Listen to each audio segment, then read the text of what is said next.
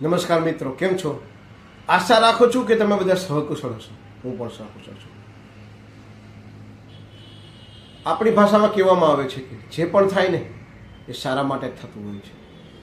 ગુજરાતીમાં કહેવત છે કે જે પણ મારા માટે, તમારા માટે, કોઈ પણ વ્યક્તિના માટે જે પણ બનતું હોય ને એવું વિચારે. ઘણા સંત અને ઘણા વડીલો અનુભવના આધારે કહેતા હોય છે જે પણ થાય ને એ ભગવાન સારા માટે જ કરે છે. આના ઉપર આધારિત એક સ્ટોરી છે. એક સંત છે, એ ભગવાનનું નામ લેતા હતા સવારમાં, અને આકાશવાણી થાય છે કે આજથી ઠીક 1 વર્ષ પછી આજના દિવસે તારું માથી ધડથી અલગ થઈ જાય, કોઈ તલવાર મારી તારું મોત છે. સંત 2 હાથ જોડી આકાશવાણીને નમન કરે છે. હે પ્રભુ, હું બહુ જ ભાગ્યશાળી છું કે મોત પહેલાં તમે મને કહી દીધું કે આ દિવસે આ સમયે તમારું મોત થશે. કે હું શક્ય હોય એટલું વધારે તમારું ભગવાનનું નામ લઈ શકીશ. આકાશવાણી તો થઈને જતી રહી, પણ બીજે દિવસે સંતમાં ઘણા બધા ચેન્જીસ આવ્યા. એના આશ્રમમાં જે પણ પગે લાગવા આવતા શક્ય એટલું ઓછું બનતો. સંત ઓછું બોલતા. કોઈ પણ આવે કે મેં ખેતીમાં ફસલ વહેલી કાપી લીધી, તે કંઈ ના બળવા કરતાં, એના ખરાબ થઈ જવા કરતાં, એને કંઈ કે મોત કરતાં સારું છે. કે કોઈ પણ આવે તો કંઈ ના, કોઈ પણ વસ્તુની એના મોત કરતાં સારું છે. XYZ કોઈ પણ વ્યક્તિ હોય એના મોત કરતાં સારું થયું, એના મોત કરતાં સારું થયું. બાબા આ વર્ડ માટે ફેમસ થઈ ગયા. બાબાનું શું કહેવું, સંતનું સૂત્ર બની ગયું કે એના મોત થયું સારું થયું, કે મોત કરતાં સારું થયું. કોઈને પણ આવે તો કે ચાહે જીવજંતુ માટે સલાહ હોય કે ખેતી માટે સલાહ હોય કે એના મોત કરતાં બહુ સારું થયું. કોઈ પણ વ્યક્તિ મરી જાય છે કે મોત થયું તો સારું થયું. આ બાબા આ નામથી ફેમસ થઈ ગયા સંત, અને બહુ ઓછું બોલે ને ભગવાનનું નામ લે.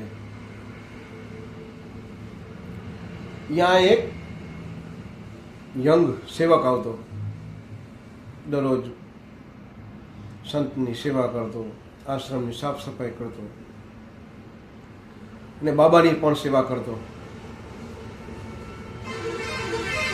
હવે એક સમયે એના ઘરે એના જવાન 15 વર્ષના છોકરાનું મૃત્યુ થયું. ખૂબ તૂટી ગયો એ સેવક, બહુ જ તૂટી ગયો. રોતો રોતો બાબાની પાસે આવ્યો સેવા કરીને કે બાબા, મારો જવાન જો છોકરો મરી ગયો, શું કરવું? મને કંઈ હૂતું નથી, મને કંઈ સમજાતું નથી. સંત છે એ કહે છે એનું મોત થઈ ગયું, સારું થયું. આમ બાબાને જોઈ જ રહ્યો છે.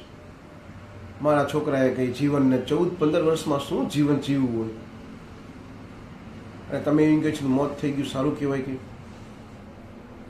એ સેવકને બહુ બાબા પર ગુસ્સો આવ્યો, પણ કંઈ ના કરી શકે. એ જઈને જતો રહ્યો. કાલ સવારે જ્યારે બાબા સવારે જ્યારે બહાર નીકળે ત્યારે હું ઝાડીઓમાં સંતાઈને બાબાનું તલવારથી ગળું કાપી દઈશ. નક્કી કર્યું કે મારા આટલી બધી સેવા કરું, સેવા ચાકરી બાબાની કરું છું, તો મારો ભવિષ્ય આવું કીધું કે સાંત્વના આપવાને બદલે મને આવું કીધું. બાબાને તલવારના એક ઝાટકેથી હું ધડ અલગ કરી નાખ્યું. સવારના બાબા નીકળ્યા. એ સેવક ઝાડીઓમાં તલવાર લઈ અને બેઠો હતો. બાબા નીકળે એ ભેગું છે. બાબા નીકળ્યા. બાબા એની પાછળ આવવાના હતા એ પહેલાં જ સંતના પગમાં એક મોટો એવો ખીલ્લો હોંરો કરી ગયો. બાબા જોરથી રાડું પાડવા માંડ્યું. બહુ લોહી નીકળતું હતું. ઓલો ભગત તો હતો જ, બાબાનું તલવાર નાખી એમ કે શું થયું, શું થયું બાબા? તો ત્યાં ખીલો કરી ગયો.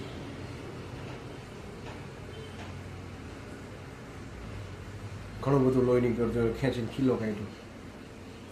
બાબા કે જે થયું સારું થયું, કે મોત કરતાં તો સારું જ છે ને. તો કે મોત કરતાં સારું? હા કે કેવી રીતના કે આજથી 1 વર્ષ પહેલાં આકાશવાણી થઈ હતી.